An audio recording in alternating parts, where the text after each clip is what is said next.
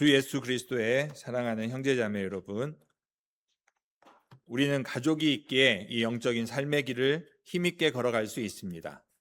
영적인 은혜 안에서 서로를 이해하고 도와주니까 서로에게 큰 격려가 됩니다. 그래서 낙심해서 주저앉으려고 하다가도 다시 일어나게 되고, 본래 하나님께서 우리에게 요구하시는 그 뜻을 향해 힘차게 나아가게 됩니다. 이렇게 서로를 세워주는 것이 바로 주님께서 본래 가정을 세우신 목적입니다.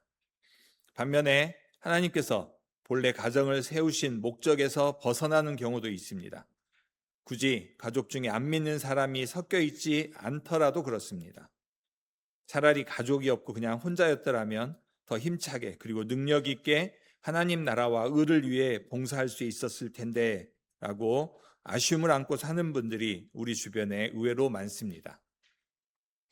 당연히 신앙의 길을 함께 갈 수 있을 줄 알았는데 도리어 그 가족이 내게 짐이 되고 부담이 되어버리는 경우가 참 많다는 것입니다. 하나님께서 가정을 허락하신 본래 의도를 저버리는 또 다른 경우는 역설적이게도 부부 사이가 아주 좋은 경우에 나타나기도 합니다.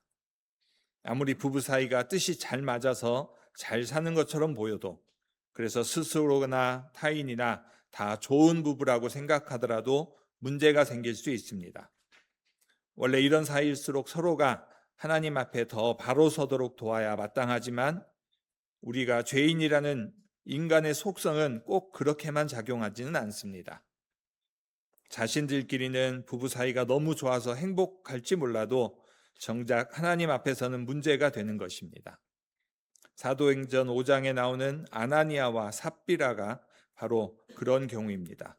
나쁜 일에 부부가 뜻을 합쳐버리면 그나마 한 사람이라도 정신을 차리고 깨어있는 신자로 버티고 서 있었더라면 함께 망하지는 않았을 텐데 라는 그런 안타까운 상황이 벌어집니다. 심지어는 부부가 너무 의기투합한 나머지 복음의 요구에 순종하는 일 자체가 아예 가로막히는 불행을 자초하기도 합니다. 이런 안타까운 현실 속에서 오늘 우리는 주님으로부터 아주 강력한 교훈을 받습니다. 우리 주님은 하나님 나라의 가정은 과연 어떤 성격을 지녀야 하는가를 가르쳐 주십니다. 이 말씀을 통해 주님은 우리와의 관계가 진정한 의미에서 형제와 자매가 되고 부모와 자식 간의 관계가 되기를 바라신다는 것을 보여주십니다. 그리고 이 교훈 속에는 교회적인 측면이 함께 제시되어 있습니다. 그래서 오늘이 우리와 진정한 의미에서 형제 자매이기를 뜻하신 주 예수라는 주제로 말씀을 전하겠습니다. 첫 번째, 세상 나라적인 속성을 지닌 가족입니다. 그리고 둘째는 하나님 나라적인 속성을 가진 가정입니다. 그래서 세상 나라적인 또 하나님 나라적인 이 두 가지를 우리가 대비하여서 말씀을 전하겠습니다. 오늘 설교를 시작하면서 우리가 반드시 마음에 새겨야 할 큰 전제가 있습니다. 그것은 바로 가정의 중요성은 아무리 강조해도 지나치지 않다는 점입니다. 우리는 성경 여기저기에서 가족이 얼마나 소중한 관계인지를 차고 넘치도록 보게 됩니다. 우리가 개혁교회를 만나서 누린 가장 큰 복 중에 하나가 바로 이 부분이었습니다. 가정의 중요성, 가정이 지녀야 할 질서, 그리고 부부 사이에 또 부모와 자녀 사이에 어떻게 서로를 섬기고 순종해야 하는지를 아주 분명하게 배울 수 있었습니다. 그리스도를 경외함으로 피차 복종하라는 피터 핀스트라 목사님의 8편의 설교는 우리가 이 원리를 이해하는 데 큰 도움을 주었습니다. 예수님 자신도 부모의 권위로 대표되는 이 땅의 질서를 철저히 인정하셨습니다. 친히 어려서부터 부모님의 말씀에 순종하셨고 인생의 마지막 순간, 십자가에 달리시는 그 순간까지도 홀로 남으실 어머니를 배려하는 일을 잊지 않으셨습니다. 그렇게 친히 본을 보이셨습니다. 바로 예수님이 부모에게 순종하신 것에 대해서 우리가 두 성경을 읽을 수 있습니다. 같이 대지에 나와 있는 누가복음 2장 51절 보겠습니다. 예수께서 함께 내려가사 나사렛에 이르러 순종하여 받드시더라. 그 어머니는 이 모든 말을 마음에 두니라.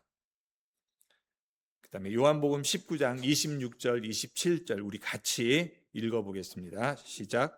예수께서 자기의 어머니와 사랑하시는 제자가 곁에 서 있는 것을 보시고 자기 어머니께 말씀하시되 여자여 보소서 아들이니이다 하시고 또 그 제자에게 이르시되 보라 내 어머니라 하신데 그때부터 그 제자가 자기 집에 모시니라.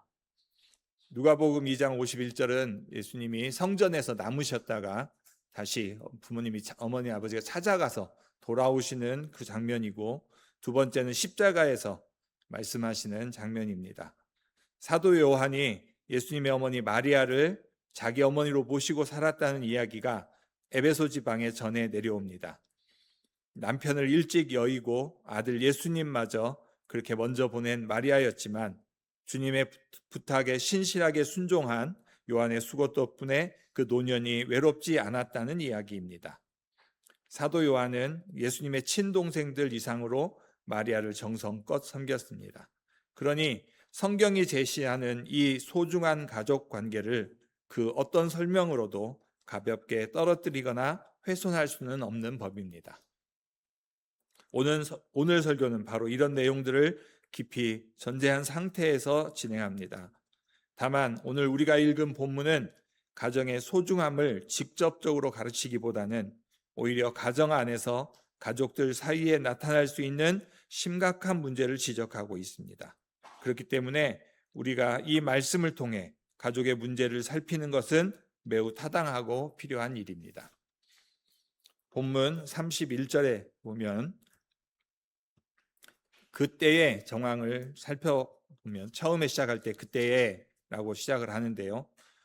마가복음 3장 20절을 기점으로 볼 때에 주님께서 12 제자를 세우신 바로 그 다음 날의 일입니다. 어떤 집에 들어가셨는데 밀려드는 사람들 때문에 식사할 겨를도 없이 일하시던 바로 그 시점에 맞물려 있습니다. 시간적으로 완전히 딱 붙어있는 시간이었다고 단정할 수는 없지만 마가가 의도적으로 이 사건들을 긴밀하게 연결해서 기록하고 있다는 점에 우리는 주목해야 합니다. 이 마가복음 2장에서 보면은 주님을 가까이서 만나려고 너무 많은 사람들이 밀려들었습니다. 그래서 우리가 알고 있는 그 중풍병자를 친구들이 침상째 들고 지붕을 뚫어서 내려보내가지고 나음을 받는 그 장면 바로 그렇게 사람들이 많이 몰려있는 그 모습들이 바로 이 집에서도 똑같은 일이 벌어지고 있었던 것입니다. 물론 그 집이 수백 명 이상이 들어갈 만큼 대궐 같은 집은 아니었을 것입니다. 34절의 그 분위기를 보면은 집안에 빼곡히 앉아있는 사람들이 밖에 있는 사람이 누구인지 식별할 수 있을 정도의 규모였습니다. 하지만 출퇴근길 대중교통을 탈 때처럼 좁은 공간에 너무 많은 사람이 빽빽하게 들어차 있으니까 밖에 있는 사람이 안으로 들어가는 일은 결코 쉽지 않았습니다. 그래서 예수님의 가족들은 집 안으로 직접 들어가지 못하고 밖에서 사람을 통해 말을 전해야 했습니다. 바로 31절 끝에쯤에 보면 밖에 서서 사람을 보내어 예수를 부르니 했습니다. 어머니와 동생들이 바로 그렇게 밖에 서서 들어가지 못했다고, 그래서 밖에서 사람을 통해서 말을 전해야 한 것입니다. 바로 이것이 핵심이었습니다. 예수님을 보고 더 이상 이런 데 있지 말고 당장 사역을 멈추고 속히 집으로 가자 하는 것입니다. 속으로는 심기가 몹시 불편했지만 고함을 지르거나 소란을 피우지 않고 밖에서 사람을 불러내어 불편한 속내를 점잖게 드러내는 정도의 체면은 차리고 있었던 것입니다. 여기서 언급된 예수님의 어머니는 당연히 마리아입니다. 그리고 동생들은 복수로 표현된 것으로 보면 최소한 2명 이상이었습니다. 그 중에 우리가 잘 아는 야고보서를 기록한 야고보가 예수님 바로 밑에 동생이었을 것입니다. 뒤이은 32절에서 누이들까지 언급되는 걸 보면 오늘 본문에서만 봐도 형제들이 제법 많았다는 것을 짐작할 수 있습니다. 실제로 나중에 마가복음 6장 3절을 보면 예수님을 포함해서 최소한 5남 2녀, 즉 7형제는 되었다는 사실을 마가가 알려줍니다. 마가복음 6장 3절입니다. 이 사람이 마리아의 아들 목수가 아니냐? 야고보와 요셉과 유다와 시몬의 형제가 아니냐? 그 누이들이 우리와 함께 있지 아니하냐 하고 예수님을 배척한지라 라고 6장 3절에 그렇게 나와 있습니다. 그런데 이 자리에 아버지 요셉이 언급되지 않은 점을 보면, 그리고 예수님의 공생의 이전 직업이 목수로 잘 알려진 것을 감안할 때 요셉은 5남 2녀를 둔 이후에 예수님이 공생의 사역을 시작하시기 훨씬 전 어느 시점에 이미 세상을 떠난 것이 아닌가 이렇게 추정할 수 있습니다. 물론 성경은 이 부분에 대해 구체적으로 말하지 않고 침묵하고 있습니다. 그렇다면 예수님의 동생들이 어머니까지 모시고 예수님을 찾아온 진짜 이유는 무엇일까요? 바로 당시 지역사회에 퍼진 예수님의 사역에 대한 바른 평가 때문이 아니었습니다. 도리어 주님이 하시는 일들에 대해 아주 좋지 않은 소문과 풍문이 퍼졌기 때문입니다. 귀담아 들어서는 안 될 헛소문이 옛날이나 지금이나 늘 큰 문제를 일으킵니다. 사실 마리아와 동생들이 예수님을 만나러 오기 전에 이미 예수님의 사역을 자제시키려고 붙잡으러 나섰던 가까운 친척들이 있습니다. 오늘 사건은 바로 그 마가복음 3장 21절의 내용의 연장선에 있습니다. 성경에 여기 유인물에 보면 마가복음 3장 21절에 예수의 친족들이 듣고 그를 붙들러 나오니 이는 그가 미쳤다 하밀러라 라고 했습니다. 마가가 이런 일련의 장면들을 우리에게 자세히 설명해 주는 이유가 있습니다. 친척들은 말할 것도 없고 한 집에서 함께 살아가는 가족들조차도 예수님이 행하시는 거룩한 사역을 전혀 바로 알지 못하는 무지한 상태에 있었음을 보여주려는 것입니다. 친척들이나 형제들의 눈에 비친 예수님은 도무지 이해할 수 없는 존재였습니다. 그래서 그들은 당장이라도 예수님이 그런 활동과 가르침을 모두 멈추어야 한다고 단정지었습니다. 바로 병자를 고쳐주는 일, 힘들고 어려운 이웃을 섬기는 일, 그리고 하나님 나라의 복음을 전하는 이 거룩한 일을 굳이 이런 위험하고 곤란한 상황에서 계속할 필요가 없다고 판단한 것입니다. 가족들이 이렇게 생각한 데는 여러 이유가 있을 것입니다. 그 중에 하나는 주님이 아무리 밤낮으로 힘들게 일을 하셔도 주변에서 알아주는 사람이 하나도 없다는 현실적인 계산 때문이었습니다. 그냥 가만히만 있어도 중간은 갈 텐데 도리어 사람들이 주님의 순수한 헌신을 왜곡하고 배척하면서 가만두지 않겠다는 식으로 험악한 여론을 조성하고 있으니 가족들 입장에서는 그 소식을 듣고 덜컥 겁이 났던 것입니다. 그런데 이것을 영적인 측면에서 설명하자면 불행하게도 가족들마저 주님의 사역을 곱지 않은 시선으로 바라보게 만드는 어둠의 세력에 감염되고 말았다는 사실을 보여주는 것입니다. 하나님 나라의 거룩한 일을 위해 온몸을 바쳐서 헌신하고 있다면 마땅히 그 뜻을 잘 헤아려서 돕고 섬겨야 주님이 더 활기차게 일하실 수 있을 테인데 도리어 예수님의 사역을 막아서는 것이 가족의 의무를 다하는 것이라고 착각해버린 것입니다. 이런 답답한 상황을 마주치신 우리 주님의 심정은 요한복음 7장 21절에 잘 나타나 있습니다. 요한복음 7장 21절입니다. 예수께서 대답하여 이르시되 내가 한 가지 일을 행하매 너희가 다 이로 말미암아 괴이히 여기는도다. 죽어라 이래도 알아주기는커녕 공격할 빌미로만 삼는 이런 마당에 도대체 뭐하러 사서 고생을 하느냐는 불만 섞인 주장이 가족들 안에서 공감대를 형성한 것입니다. 하나님 나라의 거룩한 사역을 위해서는 때로는 욕을 먹고 핍박을 받을지라도 주저하지 말아야 합니다. 마태복음 5장 11절 말씀처럼 오히려 기뻐하고 즐거워하면서 담대하게 하나님 나라의 복음을 전하도록 곁에서 격려해 주어야 마땅합니다. 하지만 가족들은 인간적인 생각이 앞서버리는 바람에 예수님께 당장 사역을 중단하라고 요구하기에 이르렀습니다. 마태복음 16장 23절 말씀처럼 하나님 나라의 일을 사람의 일로만 판단해 버린 것입니다. 실로 주님은 우리를 구원하시기 위해 피를 나눈 친형제들에게조차 배척을 받으시고 외로운 고난을 당하셨습니다. 우리는 여기서 아주 중요한 교훈을 배웁니다. 아무리 가깝게 지내는 친척이고 가족이라 할지라도 하나님 나라의 일을 이해하고 걸어가는 신앙의 길에서는 인간적인 친밀함이 아무런 도움이 되지 않을 수 있다는 사실입니다.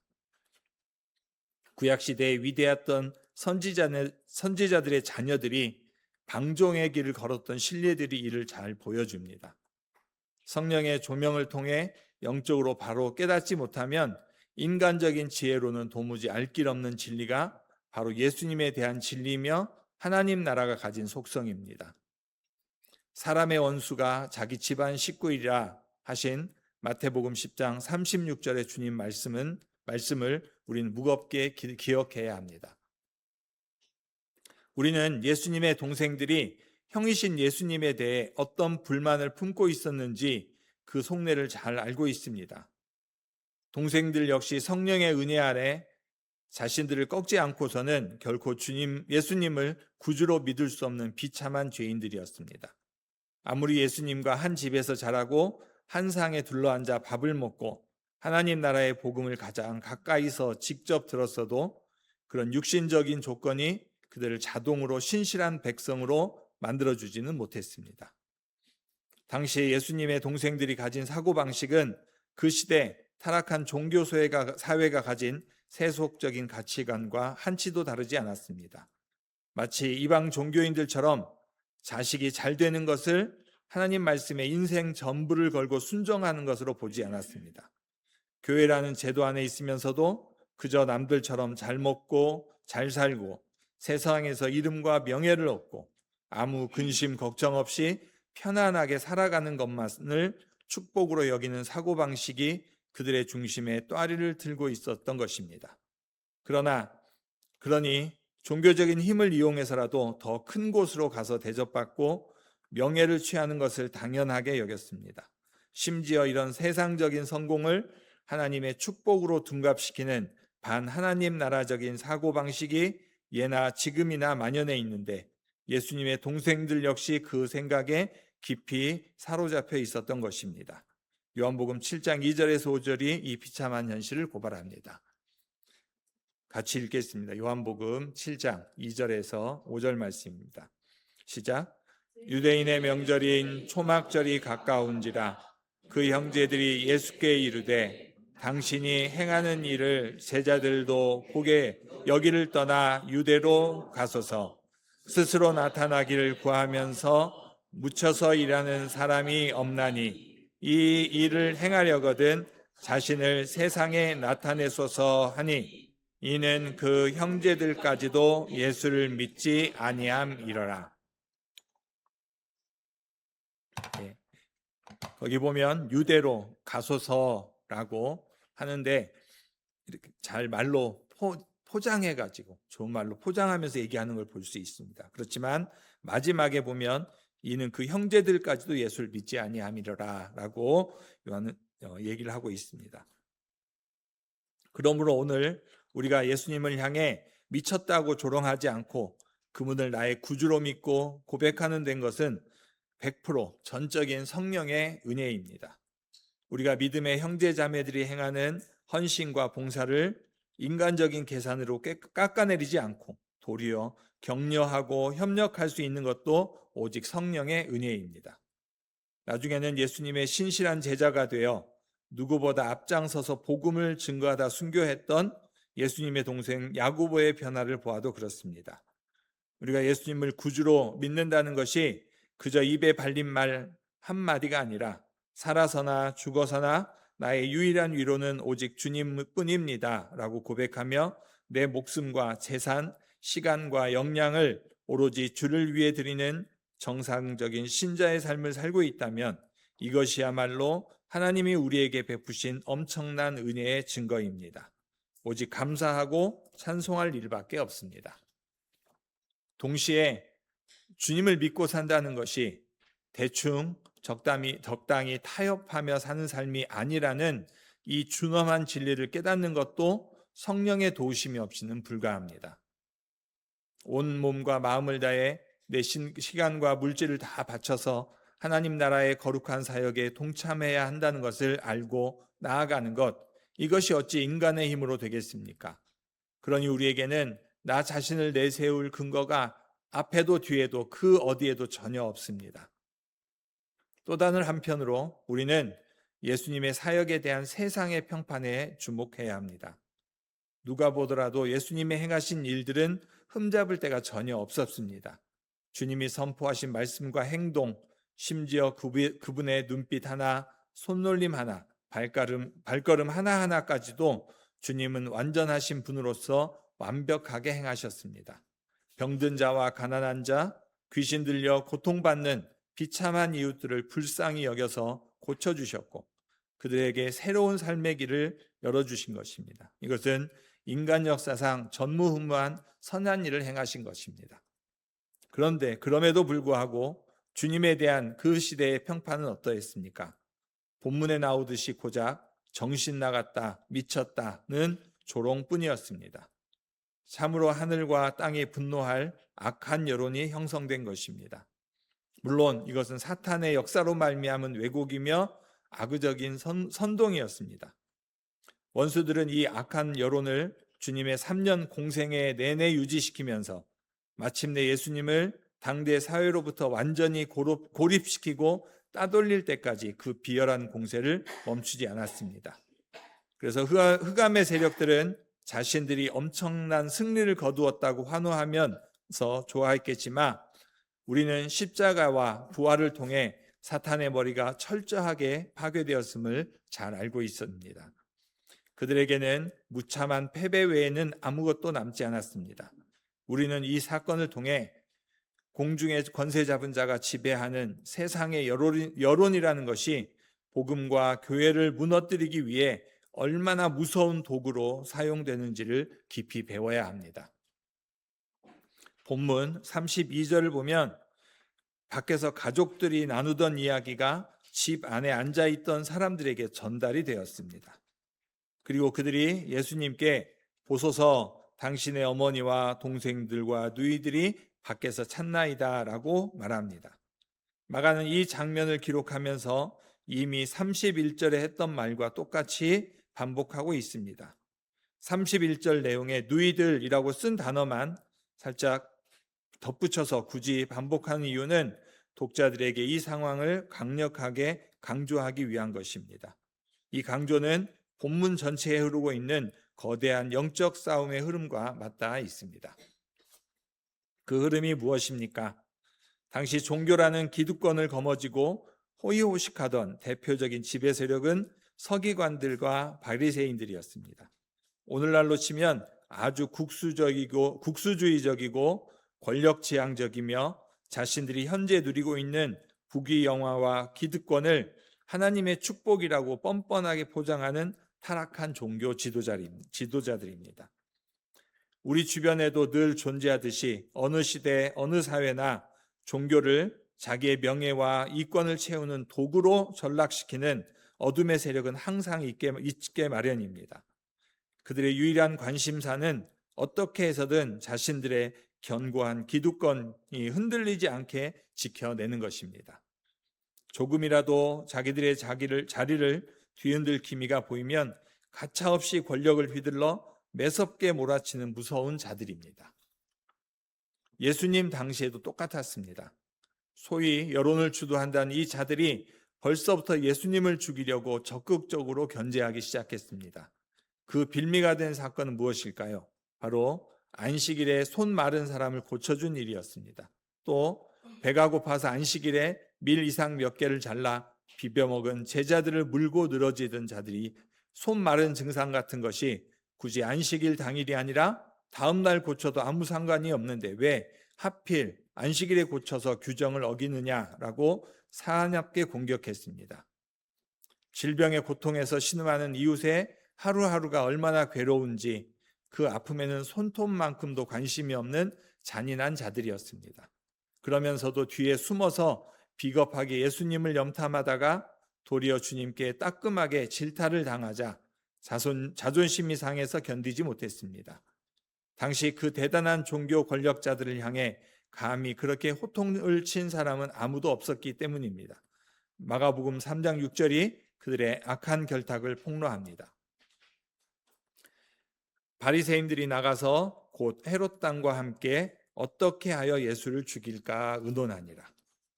이제 그들은 자신들의 타락한 관점에서 신학적으로 교리적으로 예수님을 완전히 매장하기 위해 예루살렘에서 내놓으라 하는 똑똑한 서기관들을 긴급하게 현장으로 파견했습니다. 그리고 이 사악한 자들이 내린 최종 판정은 참담했습니다. 예수님을 향해 귀신들의 대왕인 바알세불이 들렸다고 신학적 사형 선고를 내린 것입니다. 마가복음 3장 22절입니다. 예루살렘에서 내려온 서기관들은 그가 바알세불이 집혔다 하며 또 귀신의 왕을 힘입어 귀신을 쫓아낸다 하니, 당대 주류 종교사회의 최고 지도자들이 이렇게 공식 판정을 내리자 드디어 친척들이 나서서 얘가 정말 미친 것 아니냐라면서 소동을 부렸고, 친척들까지 나서서 난리를 치니 이제 어머니 마리아와 동생들마저 더 이상 가만히 두고 볼 수 없다, 강제로라도 데려와야겠다라고 판단한 것입니다. 세상의 어느 부모와 형제가 자기 자식이나 형제 중 하나가 정신이 나가서 미쳤다는 소리를 듣는데 될 대로 되라 하고 그냥 내버려 두겠습니까? 온 동네 사람들이 다 미쳤다고 손가락질 하는데 어떤 식구들이 그걸 보고만 있겠습니까? 그들의 이런 안타까운 인간적인 심정은 충분히 이해가 가는 것입니다. 하지만 여기서 문제가 무엇입니까? 이런 세상 나라적인 세속적 속성을 가정 안에서 과감히 버리지 못하면 아직 회개하고 주님을 온전히 의지하기 전의 예수님의 동생들처럼 결국 신앙의 문제마저도 세상의 평판과 기준에 따라 조언하고 결정해버리는 비극을 낳게 된다는 점입니다. 어떤 문제에 있어서 과연 이 결정이 하나님 나라라는 소중한 가치에 부합하는가를 먼저 무릎 꿇고 묻기보다는 세상 사람들의 눈초리를 더 두려워하게 된다는 것입니다. 본래 하나님께서 우리에게 가족을 선물로 주신 이유는 에덴 동산에서부터 서로 힘을 합쳐 하나님의 법에 온전히 순종하고 이 땅을 사는 동안 하나님이 맡기신 거룩한 사명을 신실하게 감당하도록 하기 위한 것입니다. 그렇다면 성도 여러분, 둘째, 하나님 나라에서의 가족의 속성은 무엇일까요?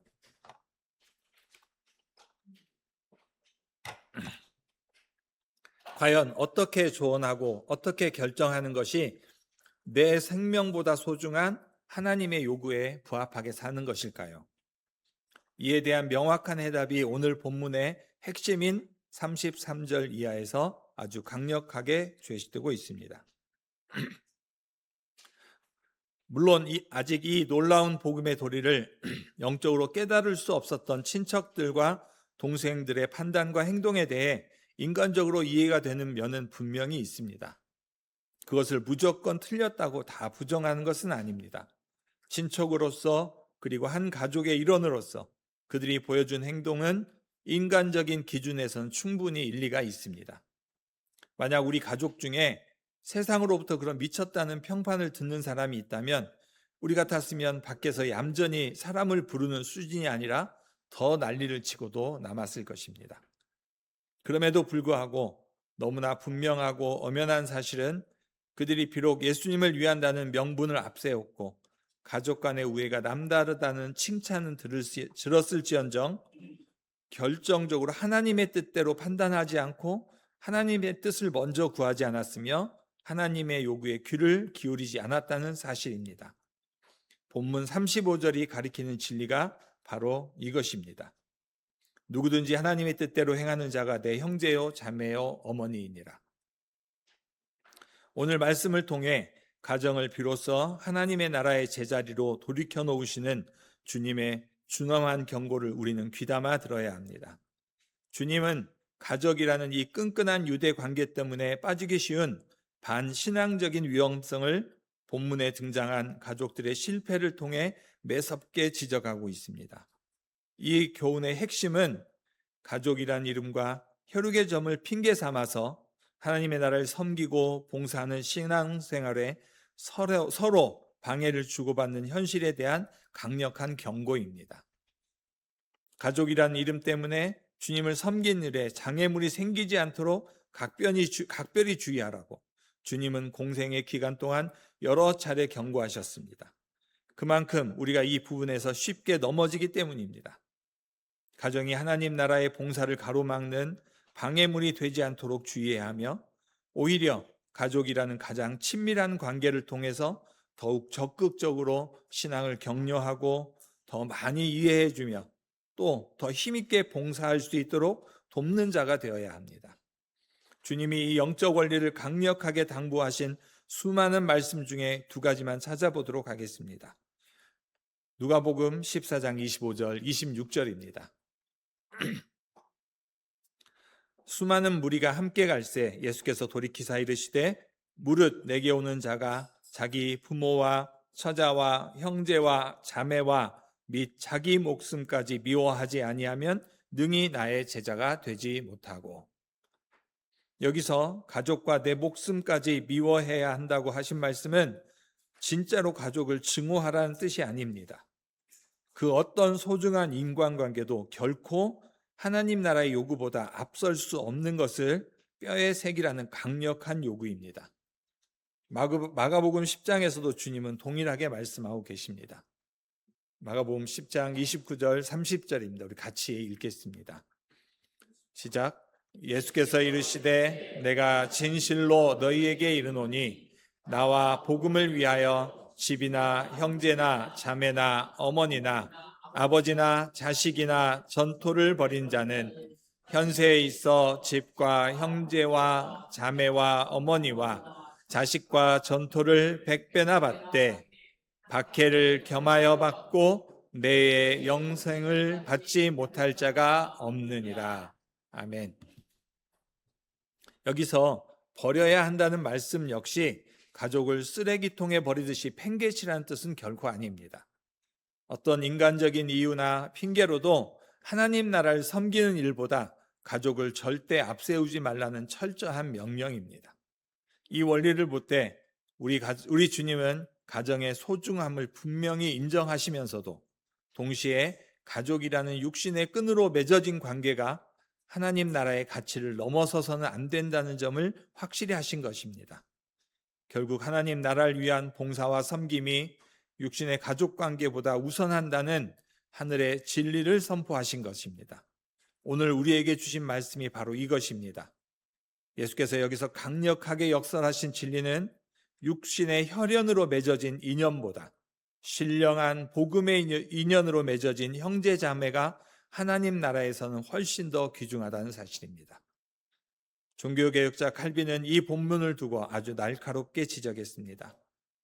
아무리 가족을 위한다는 좋은 생각으로 개입했다고 할지라도 주님이 지금 말씀을 가르치고 계시는 중, 즉 거룩한 사역을 수행하시는 중에 이를 중단시키려고 한 것은 참으로 중대한 잘못이다. 그러나 주님은 이 땅의 육적인 관계를 영적인 관계보다 더 적게 평가하심으로써 우리에게 지극히 유익한 교훈을 주신다. 주님은 자기의 모든 제자들과 신자들을 마치 가장 가까운 친척인 것처럼 동일한 존재와 대열로 이끌어 들이신다. 이로써 영적인 관계보다 더 거룩하고 견고한 결속은 없다는 사실을 친히 보여주신다. 그렇다면 주님이 지금 언급하신 이 특별한 사람들은 도대체 누구입니까? 과연 누가 신령한 인연으로 맺어진 진짜 형제요 자매입니까? 이것을 다른 측면으로 질문한다면 과연 어떤 사람이 하나님 나라의 속성을 지닌 진짜 가족으로서의 모습을 드러내는 자입니까? 가정 안에서 세상적인 속성을 완전히 벗어던지고 하나님 나라의 신령한 옷을 입은 신자가 누구냐는 말입니다. 우리 주님께서 그 분별의 기준을 너무나도 명확하게 제시하여 주셨습니다. 아무나 입으로만 나도 주님의 가족이다 라고 이렇게 우길 수 없도록 아주 서슬퍼런 기준을 주셨습니다. 그 기준이 무엇일까요? 바로 하늘에 계신 내 아버지의 뜻대로 행하는 자입니다. 이 기준은 결코 막연하거나 추상적인 단어가 아닙니다. 이 자리에 모여있던 청중들이 주님의 이 말씀을 들었을 때 금방 무릎을 치며 구별할 수 있는 아주 실제적인 말씀이었습니다. 당시 밖에 서 있던 육신의 가족들이 눈에 뻔히 보이는 존재였던 것처럼 하늘에 계신 아버지의 뜻대로 행하는 자들 역시 지금 눈앞에 생생하게 살아 움직이는 사람들을 가리키는 말씀이었기 때문입니다. 오늘 설교 보면 35절에 누구든지 하나님의 뜻대로 행하는 자가 내 형제요 자매요 어머니이니라 이렇게 기록되어 있습니다. 그렇다면 그 예배 현장에서 밀려드는 그 군중 속에서 무엇이 하나님의 뜻대로 행하는 것이었을까요? 그리고 주님은 구체적으로 어떤 자들을 손가락으로 지목하시면서 이들이 바로 내 아버지의 뜻대로 행하는 자들, 내 진짜 가족이다 라고 선언하신 것일까요?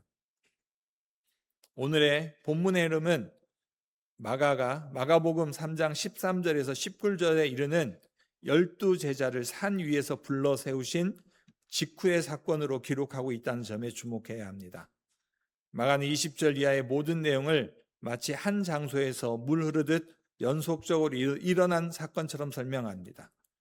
지금 주님의 면전에 바짝 다가앉아 있는 자들이 주로 누구입니까? 그 숨막히는 빽빽한 공간 속에서도 영적으로 가장 맑게 깨어있는 정신으로 주님의 입술을 바라보며 들러있는 자들은 누구일까요? 바로 본문의 맥락에서 우리가 본다면 주님께 부름받은 지 얼마 되지 않은 파릇파릇한 그 제자였던 것입니다. 말 그대로 자신을 온전히 주님께 바친 헌신자들입니다. 주님의 권위 있는 부르심에 응답하여 자신의 생업과 모든 삶을 주님께 기꺼이 내던진 자들입니다. 주님의 뜻을 따르기 위해 자신의 소중한 것들을 아낌없이 포기한 자들입니다. 이것을 오늘 본문의 흐름에 맞춰 설명하자면 주님을 위해 가족이라는 인간적인 한계를 이미 뛰어넘은 자들이라는 뜻입니다. 그들이라고 왜 부모 형제를 사랑하지 않겠습니까? 끔찍하게 사랑하는 자들입니다. 그러나 그들은 근본적으로 그 어떤 인간관계의 가장 친밀한 가족보다 주님을 더 뜨겁게 사랑하는 자들이었습니다. 주님의 부르심이 떨어지자 기꺼이 자신보다 더 소중히 여겼던 가족이나 생업마저도 장애물이 되지 않도록 과감하게 행동한 자들입니다. 우리는 마태복음 19장에 나오는 베드로의 절박한 고백을 통해 이 제자들이 주님의 부르심에 순종한 행위가 가족관계라는 측면에서는 과연 무엇을 의미하는지를 아주 잘 알 수 있습니다. 마태복음 19장 27절입니다. 이에 베드로가 대답하여 이르되 보소서 우리가 모든 것을 버리고 주를 따라 싸우니 그런즉 우리가 무엇을 얻으리이까? 여기서 베드로가 모든 것을 버렸다고 고백할 때 그 버린 품목이 구체적으로 무엇인지 이어지는 주님의 답변 속에서 명백하게 드러납니다. 마태복음 19장 29절 같이 읽겠습니다. 시작. 또 내 이름을 위하여 집이나 형제나 자매나 부모나 자식이나 전토를 벌인 자마다 여러 배를 받고 또 영생을 상속하리라. 이 제자들은 주님을 따르기 위해 실제로 자신들의 아늑한 가족의 품을 잠시 떠나온 자들이었습니다. 즉 가족이라는 인간적인 정의나 체면 때문에 주님의 부르심을 거절하거나 하나님 나라의 거룩한 사역을 나중에 하겠다며 뒤로 미루지 않았던 자들입니다. 마태복음 4장 18절에서 22절이 그 위대한 순종의 현장을 생생하게 증명합니다. 갈릴리 해변으로 지나가시다가 시몬과 그 형제 안드레가 바다에 금을 던지는 것을 보시니 그들은 어부라. 예수께서 이르시되 나를 따라오라. 내가 너희로 사람을 낚는 어부가 되게 하리라 하시니 곧 그들이 그물을 버려두고 따르니라. 조금 더 가시다가 세베대의 아들 야고보와 그 형제 요한을 보시니 그들도 배에 있어 그물을 깁는데 곧 부르시니 그 아버지 세베대를 품꾼들과 함께 배에 버려두고 예수를 따라가니라. 성도 여러분, 그렇다면 하늘에 계신 내 아버지의 뜻대로 행한다는 이 말씀의 진짜 의미는 무엇이겠습니까? 이것은 우리가 이 땅에서 단 한 번의 실수도 없이 도덕적으로 완벽한 삶을 살아야 한다는 뜻은 결코 아닙니다.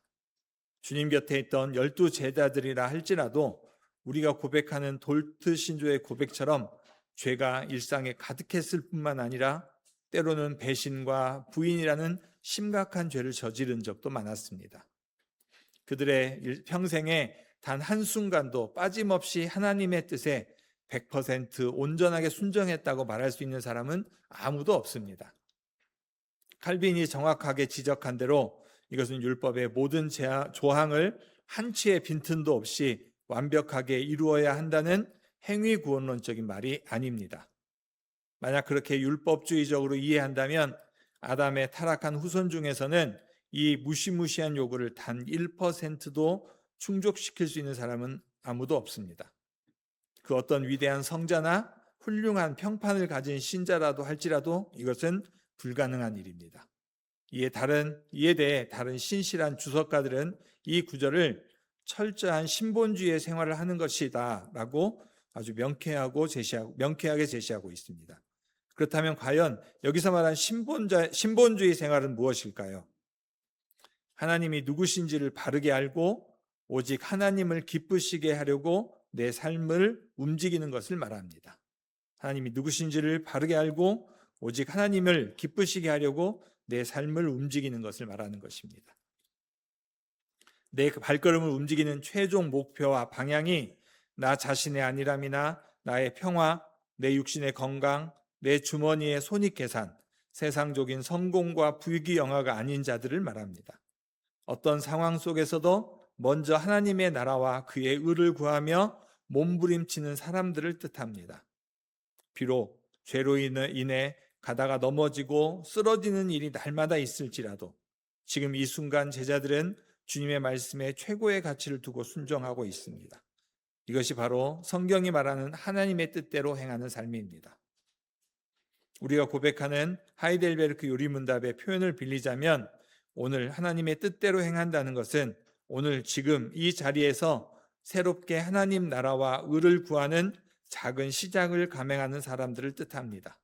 내일부터 잘해야지, 상황이 좀 좋아지면 순종해야지 라고 뒤로 미루지 않고 바로 오늘 지금 이 순간 비록 보잘것 없을지라도 순종의 작은 발걸음을 떼는 그것이 바로 하나님의 뜻대로 행하는 것입니다. 하이델베르크 요리문답 제44주일 제114문답에 나오듯이 비록 겨우 작은 시작밖에 할 수 없을지라도 참된 신자는 열렬한 의지를 가지고 하나님의 모든 계명을 따라 살기 시작하는 사람입니다. 그리고 제115문답이 선언하는 것처럼 내가 하나님의 형상을 따라 날마다 점점 더 새롭게 변화되기 위한 거룩한 노력을 결코 멈추지 않는 자들, 그들이 바로 주님의 참된 가족입니다. 주 예수 그리스도의 사랑하는 형제 자매 여러분, 우리의 가정 그리고 소중한 가족 구성원들 사이에 서로를 어떻게 격려해야 하는지, 또 서로를 어떤 방향으로 세워주고 붙들어줘야 하는지, 그 핵심 내용이 무엇이어야 하는지를 지금 주님의 생생한 말씀으로 교훈받고 있음에 깊이 유의하시기 바랍니다. 부부 사이의 최고, 최우선의 목표는 서로 잘 먹고 잘 사는 것이 아닙니다. 서로를 향해 여보 우리 어떻게든 하나님의 뜻대로 살아갑시다 하고 영적으로 격려하는 일이 부부의 제1사명입니다. 또 부모와 자식 사이에 놓인 최고의 도리는 서로가 하나님의 뜻대로 살도록 신앙의 무릎을 세워주는 것입니다. 날마다 고개를 드는 지독한 자기중심적인 삶의 자세를 과감히 버리고 하나님 중심의 삶으로 인생의 궤도를 수정하도록 서로를 눈물로 격려하는 일입니다. 이기적인 생각들, 즉 내 육신의 편의와 안락, 나만의 즐거움, 내 가문의 세상적인 명예를 구하는 추한 삶을 버려버리고 오직 하나님 나라와 의를 먼저 구하는 삶이 되도록 부모가 자녀를, 자녀가 부모를 서로 북돋아 주어야 합니다. 어머니가 사랑하는 자식들에게 요구해야 할 최고의 가치는 무엇일까요? 두말할 것이 없이 아이들의 영혼을 향해 가장 먼저 그리고 최우선으로 요구해야 하는 것은 오직 하나님 사랑과 이웃 사랑입니다. 그리고 이 위대한 신앙의 표현은 반드시 하나님의 거룩한 계명에 순종하는 삶으로서 증명되게 되어 있습니다.